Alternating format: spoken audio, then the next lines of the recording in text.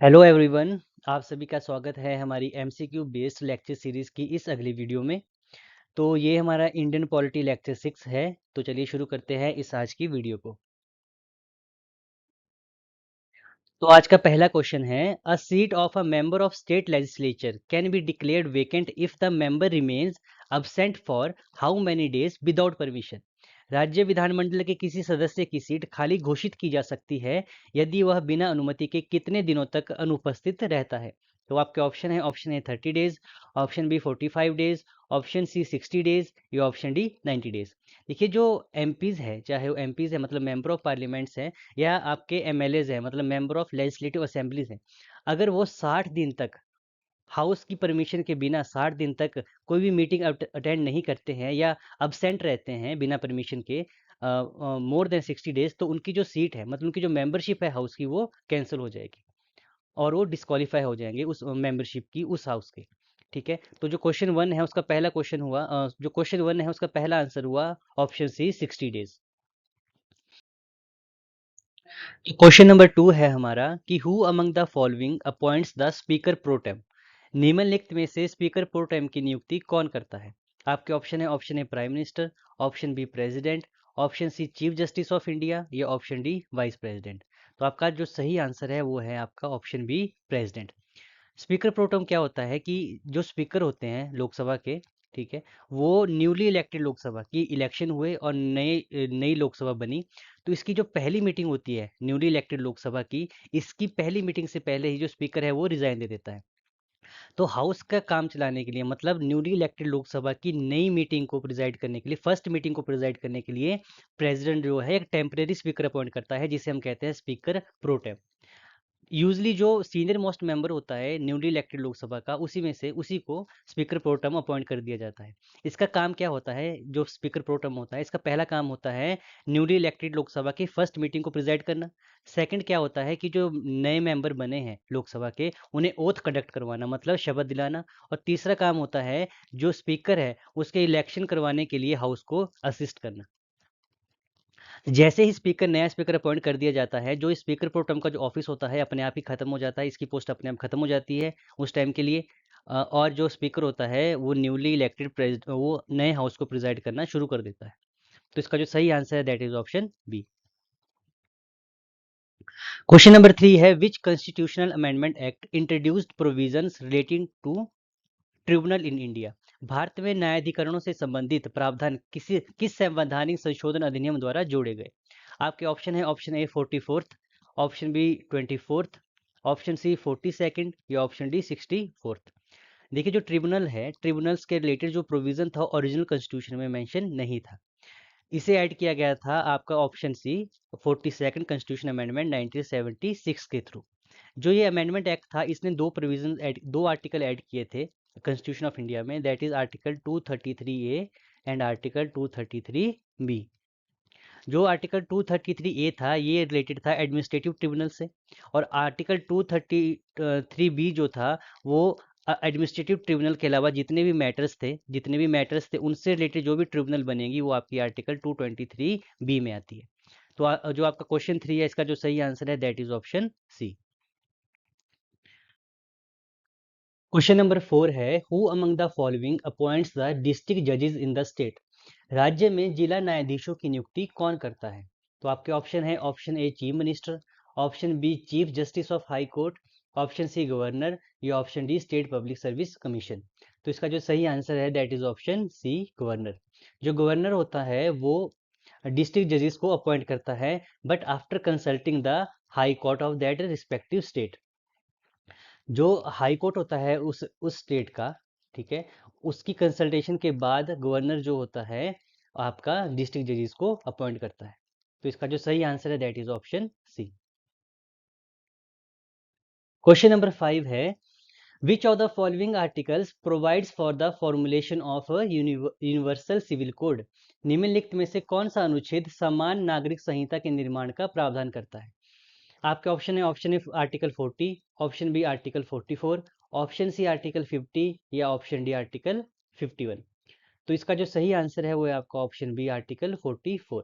देखिए universal civil code या सामान्य नागरिक संहिता क्या है कि अभी इंडिया में जो अडॉप्शन से रिलेटेड, इनहेरिटेंस से रिलेटेड, मैरिज से रिलेटेड और या डिवोर्स से रिलेटेड जो लॉज है, ठीक है, वो अलग अलग रिलीजन के लिए अलग अलग है। तो जो आर्टिकल 44 है वो गवर्नमेंट को जो है वो इंस्ट्रक्ट करता है कि वो एक यूनिवर्सल सिविल कोड बनाए, जिसमें जो मैरिज से रिलेटेड, अडॉप्शन से रिलेटेड या इनहेरिटेंस से रिलेटेड जितने भी लॉज है वो हर रिलीजन के लिए, हर सिटीजन के लिए कॉमन हो, रिगार्डलेस ऑफ रिलीजन। तो इसका जो सही आंसर है वो है आपका ऑप्शन बी, आर्टिकल 44। तो क्वेश्चन नंबर 6 है हमारा, विच of the following was the first committee constituted for the Panchayati Raj system, कि पंचायती राज प्रणाली के लिए गठित प्रथम समिति निम्नलिखित में से कौन सी थी। तो आपके ऑप्शन है, option A Balwant Rai Mehta committee, option B Ashok Mehta committee, option C L M Singhvi committee या ऑप्शन डी गदगिल कमेटी। तो इसका जो सही आंसर है that is option A, Balwant Rai Mehta committee. देखिए आज़ादी के बाद, इंडिपेंडेंस के बाद पंचायती राज इंस्टीट्यूशन को और ग्रास रूट गवर्नेंस को स्ट्रेंथन करने के लिए गवर्नमेंट ऑफ इंडिया ने बहुत सी कमेटीज बनाई थी। तो जो पहली कमेटी इसके रिगार्डिंग बनाई गई थी वो थी आपकी बलवंत राय मेहता कमेटी। इसको 1957 में बनाया गया था, ठीक है जी। और जो अशोक मेहता कमेटी है ये आपकी 1977 में बनी थी। एल एम सिंघवी कमेटी आपकी 1986 में बनाई गई थी, और जो गदगिल कमेटी थी ये आपकी 1988 में बनाई गई थी। तो जो पहली कमेटी थी पंचायती राज इंस्टीट्यूशन से रिलेटेड वो थी आपकी Balwant Rai Mehta committee. Question number 7 है हमारा कि which of the following constitutional amendment acts provide the constitutional status to the Panchayati Raj institutions in India. निम्नलिखित में से किस संविधान संशोधन अधिनियम ने भारत में पंचायती राज संस्थाओं को संवैधानिक दर्जा प्रदान किया। तो आपके ऑप्शन है, option A 73rd, option B 74th, option C 91st या ऑप्शन डी 98th। तो इसका जो सही आंसर है वो है आपका option A, 73rd constitution amendment act. जो गदगिल कमेटी थी उसकी रिकमेंडेशन को मानते हुए गवर्नमेंट ऑफ इंडिया ने 73rd कॉन्स्टिट्यूशन अमेंडमेंट एक्ट किया, और इस एक्ट के थ्रू जो गवर्नमेंट ने पार्ट 9, जो कॉन्स्टिट्यूशन ऑफ इंडिया था उसमें पार्ट 9 और शेड्यूल 11 ऐड किया गया। इस अमेंडमेंट के थ्रू जो पंचायती राज इंस्टीट्यूशन था इसे कॉन्स्टिट्यूशन स्टेटस प्रोवाइड किया गया था, ठीक है। तो चलिए अगले क्वेश्चन की तरफ।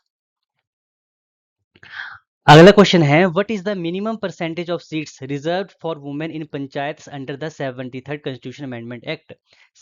73वें संविधान संशोधन अधिनियम के तहत पंचायती राज संस्थाओं में महिलाओं के लिए न्यूनतम कितनी प्रतिशत सीटें आरक्षित की गई है। तो आपके ऑप्शन है, option A 25%, option B 33%, option C 50% या ऑप्शन डी 15%। तो इसका जो सही आंसर है वो है आपका option B, 33%। 73rd constitution amendment जो है वो टोटल नंबर ऑफ सीट का 33% जो होता है वो पंचायत में वो वुमेन्स के लिए रिजर्व करता है। तो आपका जो सही आंसर है that is option B. Question number 9 है, which of the following articles deals with the election to the panchayat. निम्नलिखित में से कौन सा अनुच्छेद पंचायती राज संस्थाओं के चुनाव से संबंधित है। तो आपके ऑप्शन है, option A article 243 B, option B article 243 D, option C article 243 F या ऑप्शन डी आर्टिकल 243 के। तो इसका जो सही आंसर है वो है आपका ऑप्शन डी, आर्टिकल 243 के। आर्टिकल 243 कहता है कि एक इलेक्शन, स्टेट इलेक्शन कमीशन होनी चाहिए, ठीक है, जो पंचायत के इलेक्शन फेयरली, और जो पंचायत के इलेक्शन उन्हें सुपरिटेंड करे और ये इंश्योर करे कि जो इलेक्शन है वो फेयरली कंडक्ट करवाए जाए। तो कौन से आर्टिकल के अंडर जो पंचायती राज इलेक्शन से रिलेटेड आता है या स्टेट इलेक्शन कमीशन से रिलेटेड जो प्रोविजंस है वो आते हैं, वो आपके आर्टिकल 243 के में। ये क्वेश्चन बहुत इंपॉर्टेंट है, ठीक है। आपको पता है हिमाचल प्रदेश में जो पंचायत इलेक्शंस है उनके ऊपर कुछ डिस्प्यूट चल रही है, ठीक है, कुछ इश्यूज है उससे रिलेटेड। तो ये क्वेश्चन जो है, ये आर्टिकल जो है ये इंपॉर्टेंट बन जाता है। तो आपको याद रखना है कि जो स्टेट इलेक्शन कमीशन है या इलेक्शंस फॉर द पंचायत है वो कौन से इलेक्शन, कौन से आर्टिकल के अंडर आते हैं, वो आते हैं आपके आर्टिकल 243 के अंडर। क्वेश्चन नंबर 10 है, which part and schedule were added to the constitution by the 44th constitution amendment act. 74वें संविधान संशोधन अधिनियम द्वारा संविधान में कौन सा भाग और अनुसूची जोड़ी गई थी। तो आपके ऑप्शन है, option A part 9 and 11 schedule, option B part 9A and 12th schedule, option B part 10 and 10th schedule, या option D part 9A and 11th schedule. तो इसका जो सही आंसर है वो है आपका option B, part 9A and 12th schedule. देखिए जो 73rd कॉन्स्टिट्यूशन अमेंडमेंट था उसने पंचायती राज इंस्टीट्यूशंस को कॉन्स्टिट्यूशन स्टेटस दिया था। जो 44th कॉन्स्टिट्यूशन अमेंडमेंट था इसने अर्बन लोकल बॉडी को कॉन्स्टिट्यूशन स्टेटस प्रोवाइड किया था। तो इसने जो जो पार्ट इंसर्ट किया था वो था पार्ट 9A, और जो शेड्यूल इंसर्ट किया था इस अमेंडमेंट के थ्रू वो था आपका 12th शेड्यूल। ठीक है, तो क्वेश्चन 10 जो था उसका जो सही आंसर है that is option B. Question number 11 है which of the following types of urban local bodies is created for the administration of big cities. निम्नलिखित में से कौन सा शहरी स्थानीय निकाय बड़े शहरों के प्रशासन के लिए स्थापित किया जाता है? तो आपके option A municipalities, option B municipal corporation, option C notified area committee, या option D town area committee. नगर पालिकाएं, नगर निगम, अनुसूचित क्षेत्र समिति, या टाउन एरिया समिति। तो इसका जो सही आंसर है वो है आपका option B, municipal corporation. Municipal corporation जो होता है या नगर निगम जो होता है ये बिग सिटीज के एडमिनिस्ट्रेशन के लिए बनाया जाता है। जो म्यूनिसिपैलिटी होता है ये बनाया जाता है आपका for the administration of smaller cities और टाउन्स। नोटिफाइड एरिया कमेटी उन टाउन्स के लिए बनाया जाता है जो अभी म्यूनिसिपैलिटी बनने के लिए प्रॉपरली डेवलप नहीं हुए हैं, मतलब इनका साइज उतना बड़ा नहीं हुआ है कि इन्हें म्यूनिसिपैलिटीज बनाया जाए, बट ये ड्यू टू इंडस्ट्रियलाइजेशन ये इतने इंपॉर्टेंट हो गए हैं कि इनकी एडमिनिस्ट्रेशन जरूरी है। तो उसके लिए ऐसे टाउन्स के लिए नोटिफाइड एरिया कमेटी बनाई जाती है। जो टाउन एरिया कमेटी होती है ये सेमी म्यूनिसिपैलिटी कमेटी होती है, मतलब इन्हें स्पेसिफिक पर्पज के लिए बनाया जाता है। इनका जो मैंडेट होता है कि आपको सिर्फ लाइटनिंग ही देखनी है, जो टाउन्स की आपको ड्रेनेज सिस्टम देखना है, रोड सिस्टम देखना है, तो इन्हें स्पेसिफिक या रिस्ट्रिक्टेड पर्पज के लिए ही बनाया जाता है। तो जो क्वेश्चन 11 है आपका ये है आपका ऑप्शन बी, म्यूनिसिपल कॉरपोरेशन। अगला क्वेश्चन है who among the following is responsible for the administration of every union territory. निम्नलिखित में से कौन प्रत्येक संघ राज्य क्षेत्र के प्रशासन के लिए उत्तरदायी होता है? तो आपके ऑप्शन है option A prime minister, option B president of India, option C governor of the respective state, या ऑप्शन डी होम मिनिस्टर। तो इसका जो सही आंसर है वो है आपका ऑप्शन बी, प्रेसिडेंट।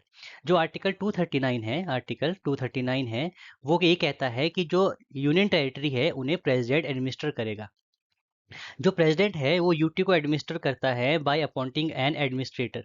ठीक है, जिसे हम या तो लेफ्टिनेंट गवर्नर के पोस्ट डेजिग्नेशन दी जाती है उसे, या उसे एज ए एडमिनिस्ट्रेटर की डेजिग्नेशन दी जाती है। तो जो इसका जो सही आंसर है क्वेश्चन नंबर 12 का that is option B, president. Question number 13 है which high court exercises jurisdiction over the union territory of Andaman and Nicobar islands.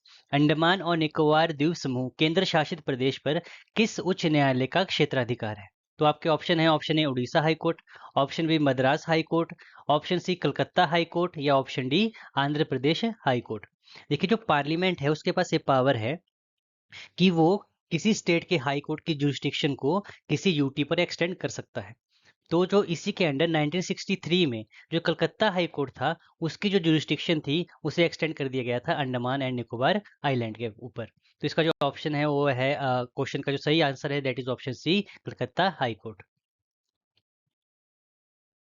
Question number 14 है who among the following is empowered to declare an area to be a scheduled area. निम्नलिखित में से किसी क्षेत्र को अनुसूचित क्षेत्र घोषित करने का अधिकार किसके पास है? तो आपके ऑप्शन है option A governor of the state, option B parliament, option C president of India, या ऑप्शन डी स्टेट लेजिस्लेचर। राज्य का राज्यपाल, संसद, भारत के राष्ट्रपति, या राज्य विधानमंडल। तो आपके जो सही आंसर है वो है आपका option C, president of India. जो प्रेसिडेंट ऑफ इंडिया है, ठीक है, under the provisions of the fifth schedule, जो फिफ्थ शेड्यूल है उसके प्रोविजंस के अंडर जो प्रेसिडेंट है वो किसी एरिया को शेड्यूल्ड एरिया डिक्लेयर कर सकता है। और इसी के अंडर प्रेसिडेंट के पावर ये भी पावर है कि वो उस शेड्यूल एरिया को छोटा कर सकता है, बड़ा कर सकता है, या उसकी जो बाउंड्री है उसे चेंज कर सकता है after consulting the governor of that respective state. ठीक है, तो जो क्वेश्चन नंबर 14 है उसका जो सही आंसर है that is option C, president of India. Question number 15 है which of the following states is not covered under the 6th schedule of Indian constitution. निम्नलिखित में से कौन सा राज्य भारतीय संविधान की छठी अनुसूची के अंतर्गत शामिल नहीं है? तो आपके ऑप्शन है option A Meghalaya, option B Mizoram, option C Assam या ऑप्शन डी मणिपुर। देखिए, सिक्स शेड्यूल जो है ये डील करता है आपका administration of the tribal area of four state, कि जो ट्राइबल एरिया है फोर स्टेट का, उसके एडमिनिस्ट्रेशन के लिए सिक्स शेड्यूल में कुछ प्रोविजन दिए गए हैं। तो इसमें ये चार स्टेट कौन कौन से हैं, ये है आपका Meghalaya, Mizoram, Assam and fourth one is Tripura. तो जो मणिपुर है वो सिक्स शेड्यूल के अंडर मेंशन नहीं है। तो इसका जो सही आंसर है क्वेश्चन 15 का वो है आपका option D Manipur. Question number 16 है, which of the following articles provides for the establishment of election commission of India. निम्नलिखित में से कौन सा अनुच्छेद भारत के निर्वाचन आयोग की स्थापना का प्रावधान करता है। आपके ऑप्शन है article 312, option B article 324, option C article 344 या ऑप्शन डी आर्टिकल 323। इसका जो सही आंसर है वो है आपका ऑप्शन बी आर्टिकल 324। आर्टिकल 324 कहता है कि there should be an election commission of India, कि एक इलेक्शन कमीशन ऑफ इंडिया होने चाहिए to conduct the elections for parliament, for state legislature and the office of vice president and president. कि जो election commission of India का जो काम होगा वो होगा इलेक्शन कंडक्ट करवाना टू स्टेट लेजिस्लेचर, मतलब राज्य के विधानमंडल के लिए, पार्लियामेंट के इलेक्शंस के लिए कंडक्ट करवाना, और इलेक्शन कंडक्ट करवाना for the office of president and vice president. तो जो क्वेश्चन 16 है उसका जो सही आंसर है that is option B. Question number 17 है, which of the following is not a constitutional body. निम्नलिखित में से कौन सा एक संवैधानिक निकाय नहीं है। तो आपके ऑप्शन है option A finance commission, option B national commission for backward classes, option C controller and auditor general of India या option D national commission for women. वित्त आयोग, राष्ट्रीय पिछड़ा वर्ग आयोग, भारत के नियंत्रक एवं महालेखा प्रशिक्षक या राष्ट्रीय महिला आयोग। तो इसका जो सही आंसर है वो है आपका ऑप्शन डी। जो नेशनल कमीशन फॉर वुमेन है ये एक स्टैट्यूटरी बॉडी है, ये कॉन्स्टिट्यूशनल बॉडी नहीं है। अब जो कॉन्स्टिट्यूशनल बॉडी और स्टैट्यूटरी बॉडी में क्या डिफरेंस होता है कि जो कॉन्स्टिट्यूशनल बॉडी होती है वो कॉन्स्टिट्यूशन के प्रोविजंस या उसके आर्टिकल्स के थ्रू के अंडर ही बनाई जाती है, मतलब वो बॉडी कॉन्स्टिट्यूशन में कहीं किसी आर्टिकल या प्रोविजन में मेंशन है और उस आर्टिकल के अंडर ही उस बॉडी को, प्रोविजंस के अंडर ही उस बॉडी को बनाया जाता है। स्टैट्यूटरी बॉडी का मतलब वो है कि वो बॉडी जो किसी पार्लियामेंट या स्टेट लेजिस्लेचर के एक्ट के थ्रू बनाई जाती है, कि मान लीजिए कि पार्लियामेंट ने एक एक्ट पास किया और उस एक्ट के प्रोविजन के अंडर जो बॉडी बनाई जाती है उसे हम स्टैट्यूटरी बॉडी कहते हैं। तो जो नेशनल कमीशन फॉर वुमेन है, ठीक है, ये 1992 में बनाई गई थी under the act, under the national commission for women act 1990। ठीक है, इसके अंडर बनाया गया था नेशनल कमीशन फॉर वुमेन को, इसलिए ये एक स्टैट्यूटरी बॉडी है। तो फाइनेंस कमीशन है, it is mention under the article 280। ठीक है, इसके प्रोविजन के अंडर बनाया जाता है। National commission for backward classes पहले ये स्टैट्यूटरी बॉडी ही थी, बट 102 102 कॉन्स्टिट्यूशन अमेंडमेंट के थ्रू इसे भी कॉन्स्टिट्यूशनल स्टेटस दे दिया गया था। जो controller and auditor general of India ये भी एक कॉन्स्टिट्यूशनल ऑफिस है। ठीक है, ये आर्टिकल 148 के अंडर मेंशन्ड है। ठीक है जी, तो क्वेश्चन 17 का सही आंसर हुआ ऑप्शन डी। क्वेश्चन नंबर 18 है, which of the following constitutional amendment introduce the goods and services tax. कि निम्नलिखित में से किस संवैधानिक संशोधन ने वस्तु एवं सेवा कर को लागू किया था। तो आपके ऑप्शन है 99th, option B 100th, option B 101st, option B 98th। ठीक है, इसका जो सही आंसर है वो है 101 कॉन्स्टिट्यूशन अमेंडमेंट एक्ट। इसके थ्रू जो था वो जीएसटी एक्ट को इंट्रोड्यूस किया गया था इंडिया में। क्वेश्चन नंबर 19 है, in which of the following years did the national commission for scheduled caste separates from the national commission for scheduled tribes. तो आपके ऑप्शन है कि सॉरी, निम्नलिखित में से किस वर्ष राष्ट्रीय अनुसूचित जाति आयोग को राष्ट्रीय अनुसूचित जनजाति आयोग से अलग किया गया। तो आपके ऑप्शन है option A 1969, option B 1987, option C 1990 या ऑप्शन डी 2004। तो इसका जो सही आंसर है वो है आपका ऑप्शन डी 2004। देखिए, जो पहले क्या था कि पहले आपका एक special officer for scheduled cast and scheduled tribe था, बट जो आपका 65th कॉन्स्टिट्यूशन अमेंडमेंट था, 66th कॉन्स्टिट्यूशन अमेंडमेंट 1990, ठीक है, इसके थ्रू जो स्पेशल ऑफिसर था for the schedule tribes and schedule caste, इसे रिप्लेस कर दिया गया था नेशनल कमीशन फॉर एससीज एंड एसटीज। तो ये नेशनल कमीशन थी ये पहले ज्वाइंट कमीशन थी, मतलब national commission for schedule caste and schedule tribe पहले ये सिंगल एंटिटी थी। और इसे बनाया गया था 65th कॉन्स्टिट्यूशन अमेंडमेंट के थ्रू। बट बाद में ये फील किया गया कि जो इश्यूज है, जो प्रॉब्लम्स है, वो एसटीज की वो एसटी से अलग है और एसटीज की एसटी से अलग है। तो इसके लिए दो सेपरेट कमीशंस बनाई गई इन 2004 थ्रू द आपका 89th कॉन्स्टिट्यूशन अमेंडमेंट एक्ट के थ्रू। ठीक है, 89th कॉन्स्टिट्यूशन अमेंडमेंट हुआ और इसने 2004 में और आपका national commission for scheduled caste को national commission for scheduled tribe से अलग कर दिया। तो इसका जो सही आंसर है that is option D, 2004। Question number 20 है which of the following articles provides for the establishment of a special officer for linguistic minorities. निम्नलिखित में से कौन सा अनुच्छेद भाषाई अल्पसंख्यकों के लिए विशेष अधिकारी के प्रावधान से संबंधित है? तो आपके ऑप्शन है option A article 121, option B article 350 B, option C article 352 A या ऑप्शन डी आर्टिकल 360। तो इसका जो सही आंसर है वो आपका ऑप्शन बी आर्टिकल 350 बी। जो special officer for linguistic minorities है, इससे रिलेटेड जो प्रोविजन थे ओरिजिनल कॉन्स्टिट्यूशन में मेंशन नहीं थे। इससे रिलेटेड जो प्रोविजन ऐड किए गए वो ऐड किए गए आपके 7th कॉन्स्टिट्यूशन अमेंडमेंट एक्ट के थ्रू। इस एक्ट ने 7th कॉन्स्टिट्यूशन अमेंडमेंट एक्ट ने आर्टिकल 350 बी को ऐड किया कॉन्स्टिट्यूशन में। और ये आर्टिकल कहता है कि it is the duty of the president to appoint a special officer for linguistic minorities, कि जो प्रेसिडेंट है वो एक special officer for linguistic minorities को अपॉइंट करेगा, जो ये मॉनिटर करेगा, इवेल्युएट करेगा कि जो राइट्स है, जो प्रोवाइड किए गए हैं rights to the linguistic minorities, वो वायलेट ना हो और जो लिंग्विस्टिक माइनॉरिटीज है वो अपने राइट्स को प्रॉपरली इंजॉय कर सके। तो इसका जो सही आंसर है that is option B article 350 B. तो इसी के साथ हमारी ये आज की वीडियो खत्म होती है। मैं आशा करूंगा कि आपको ये वीडियो पसंद आई होगी। अगर आपको पसंद आई है तो हमारी इस वीडियो को लाइक कीजिए, हमारे चैनल को सब्सक्राइब कीजिए, इस वीडियो को शेयर कीजिए और अगर आपके कोई भी सजेशन है, कोई डाउट है, कोई क्वेरीज है तो हमें कमेंट बॉक्स में लिख के ज़रूर बताएं। तो मिलते हैं अगली वीडियो में, तब तक के लिए ऑल दी वेरी बेस्ट। जय हिंद, जय भारत।